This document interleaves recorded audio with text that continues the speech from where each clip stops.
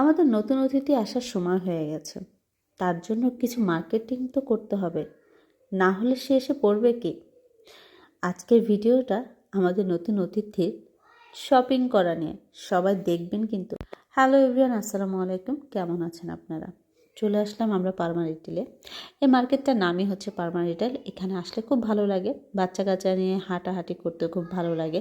দেখতে পাচ্ছেন কত বড় জায়গা নিয়ে করেছে। যাই হোক, আর কয়েকটা দিন পরেই আমাদের চলে আসতেছে নতুন অতিথি। তার জন্য আমাদের শপিং করতে হবে। সে এসে পড়বে কি, এটা চিন্তা করলেই কতটা ভালো লাগে। আবারও সেই ছোট্ট ছোট্ট হাত, ছোট্ট ছোট্ট পা আমরা দেখব।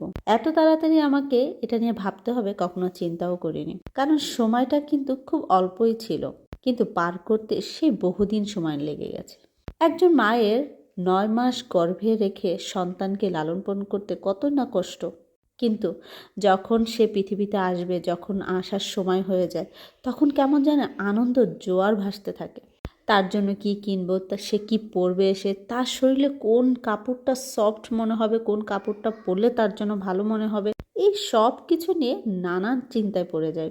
কারণ সে তো নতুন মানুষ, তার শরীরে তো আর খারাপ কাপড়ও দেওয়া যাবে না, মানে ভারী কাপড় দেওয়া যাবে না, এমন কাপড় দেওয়া যাবে না, এমন জামা পরানো যাবে না যে তার শরীরে র্যাশ উঠে যায়। কারণ সে হচ্ছে নতুন অতিথি, পৃথিবীর নতুন মুখ দেখবে, পৃথিবীটাকে সে চিনবে, জানবে, মানুষ চিনবে। যাই হোক, আমরা ছোট্ট ছোট্ট করে তার জন্য অনেকগুলো জামা কাপড় কিনে ফেলেছি, শপিং করে ফেলেছি। এরপরে চলে আসছি হচ্ছে মিডিয়া ওয়ার্ল্ডে আসার পরে আমার এই দোলনাটা খুবই খুবই পছন্দ। এই দোলনাটা খুব শীঘ্রই আমি নেব, কারণ আমার দোলনার শখ অনেক আগে থেকেই। আমি দোলনায় উঠতেও পছন্দ করি। আপনারা হয়তো বা খেয়াল করেছেন, যখন আশকা বা আহিল দোলনা ওঠে তখন আমিও যাই বসে পড়ি। মানে দোলনা ওঠাটা আমার কাছে অনেক ভালো লাগে। দোলনাটার দাম অনেক বেশি, 249 ইউরো। তাই আর চিন্তা করছি না, আমি চিন্তা করছি অনলাইন থেকে আনবো। এরপরে যা দেখি বাচ্চাদের ছোট্ট ছোট্ট চেয়ারগুলো দোলনা খুব ভালো লাগে দেখতে। এগুলো বারান্দায় বসলে আরও ভালো লাগে। আর আমি যখনই আসি, আমি বললামই তো আপনাদেরকে, মানে ঘরের জিনিসপত্র দেখতে আমার কাছে খুব ভালো লাগে।